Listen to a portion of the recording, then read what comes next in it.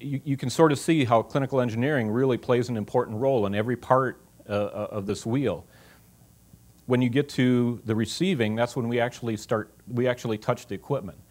We've taken what was basically a box counting exercise to where we have our people really do nothing that they hadn't done already, but they know what it is that they're looking at, and they can check things off that we actually received what we were supposed to receive, and then they do the official receiving into our MMIS system.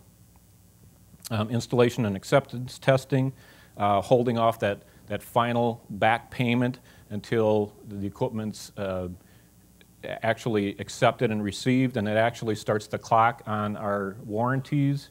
So again, we hold off on things until while we still have leverage. Implementing a centralized call center so that we could track our metrics, doing device repair and analysis, service contract and lease centralization, parts procurement centralization, asset management, centralized recall notification, and actually taking a comprehensive approach to that rather than dropping recall notices out of the sky and seeing where they fall like it typically happens. And then asset investment recovery, which is very similar to what these folks at government liquidation are doing. So, as I said, in 2001, he brought me on to centralize clinical engineering, and so Patrick and I sat down, we put together a PowerPoint and went around to all these groups of administrators and finance people and facilities directors and tried to sell them on the concept of centralizing clinical engineering.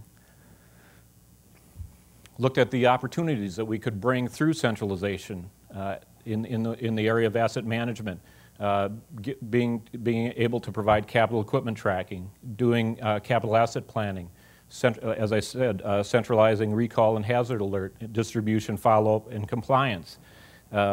Cost savings opportunities through better equipment utilization and eliminating unnecessary equipment purchases and rentals.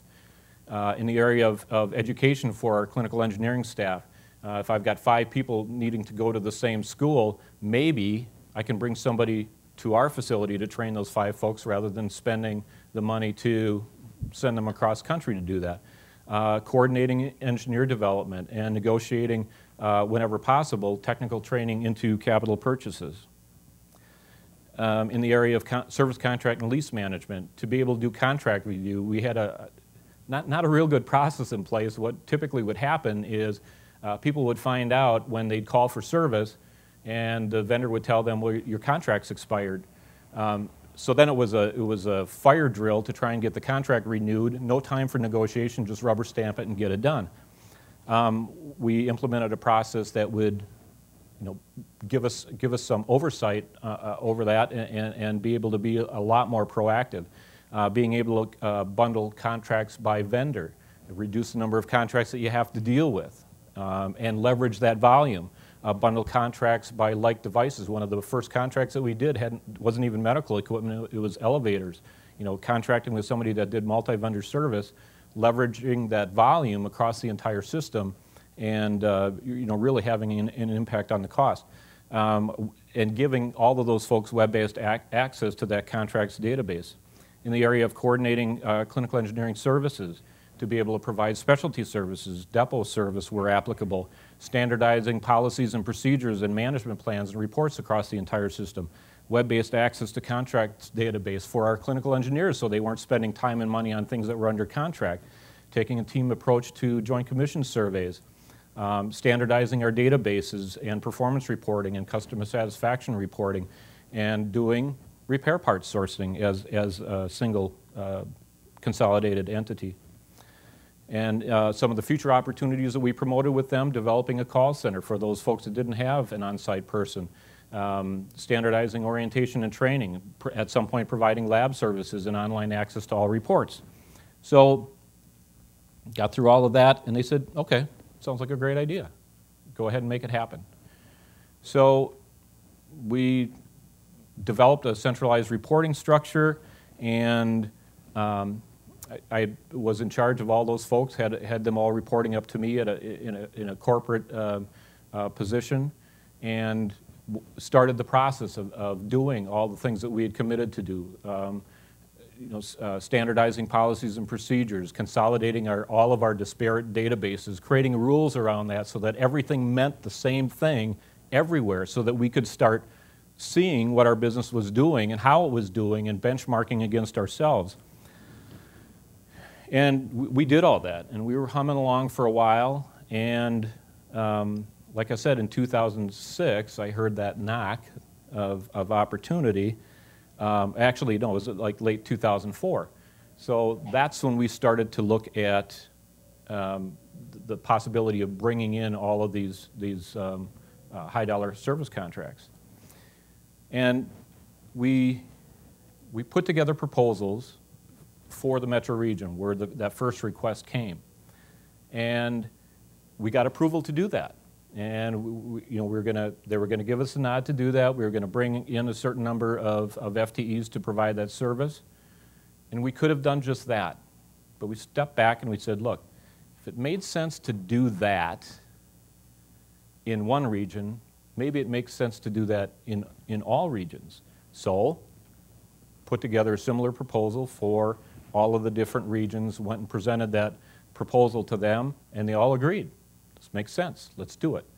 So when all was said and done, we had a total of 20 FTEs that we were going to bring on board. Now, what we could have done is just taken those 20 FTEs, hired 20 engineers, plugged them into our existing model the way that we had done it everywhere else, and just went along and did business the way we always did.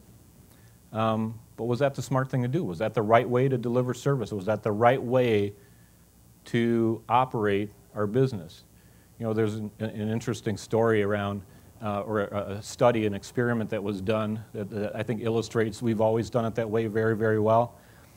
There was some scientists that took 5 monkeys and they put them in a cage, and they put a stairway in that cage, and then they'd hang a banana from the top of the cage.